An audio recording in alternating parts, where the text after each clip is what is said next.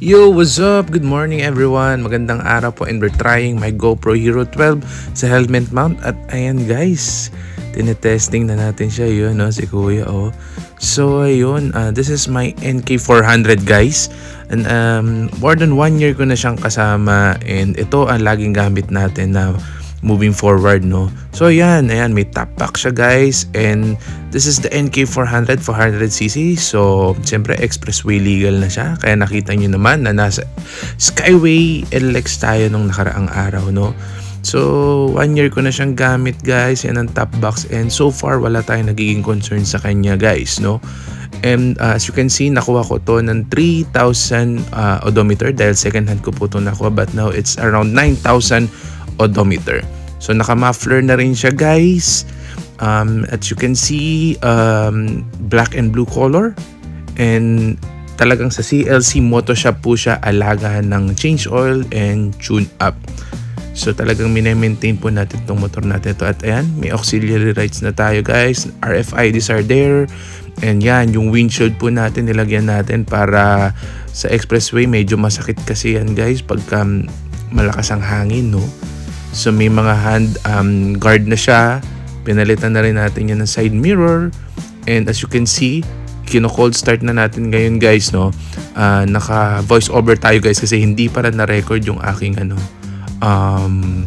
tawag dito, ang aking pag-voice over. So yan, tinetesting muna natin siya, and kailangan na mag-abot siya ng 60 degrees before we can start. So yan, sumisilip-silip pa si Kuya guys, no? Yun, tara, andar na tayo guys, and tara, let's go. First impression, ganda, no? Mas okay yung helmet mount kasi mas kita mo, and may super wide na mode po ang lens ng GoPro Hero 12. So I think mas okay ito, at para talagang kitang-kita mo yung dadaanan mo, no? Kasi ito guys, so rather than the chest mount, parang ako mas prefer ko to. Comment down below if okay din sa inyo yan guys, no? So basically, bibili lang tayo dito ng ulam namin for lunch. And ikutin lang natin tong barangay namin, and welcome to Barangay Santa Ines, Plaridel, Bulacan. So ayan, buti na lang at hindi nyo naririnig yung ingay ng motor ko. And madalas talaga may nagsasabi sa akin, bomba, bomba. So, ayos ganda ng view, no guys, no? So, pagpasensya nyo na yung mga putik. So, ikot-ikot lang tayo. And before I go to binibilhan namin ng ulam na karinderya is ikutin lang natin tong barangay namin, no? So, yun. Ayos. Ganda ng view, And ang linaw na, 1080p lang to guys, just to share. And so far, this NK400 is a good beginner bike, no? Just to share. Ang disadvantage lang niya talaga guys, talagang to be fair and honest, is mabigat talaga siya. Nasa 200 plus kilo siya guys, no? Pero other than that, okay siya. Ayos na ayos siya, no? So tara. So yan, nakabili na tayo ng ulam at ito ang aming simbahan ng St. James Parish Church ng Plaridel, Bulacan. At syempre gusto kong i-promote guys ang Marcelo Pharmacy yan guys, no? From here sa St. James, makikita nyo ang aming butika, ang aming mumunting butika, ang Marcelo Pharmacy, dito sa gawing kaliwa pag galing po kayo sa crossing ng Plaridel.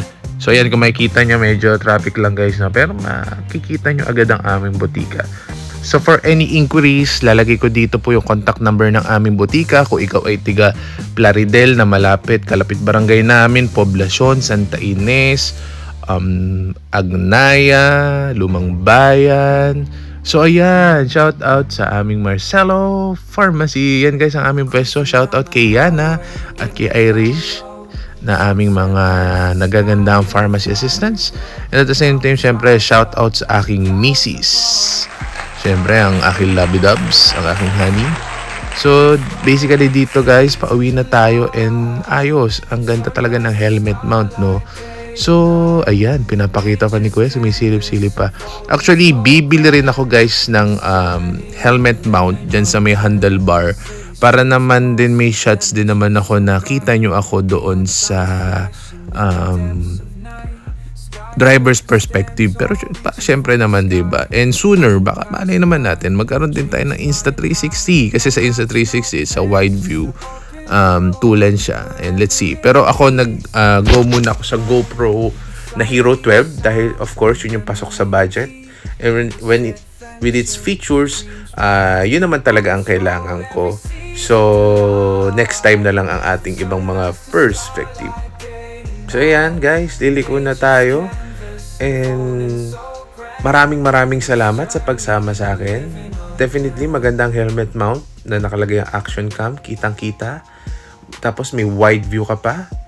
And maraming salamat sa panonood. Sa lahat na nagmamotor dyan, nagdadrive, ride safe. Maraming salamat po. Please keep on subscribing and liking this video. Praying for safety. God bless. Bye-bye!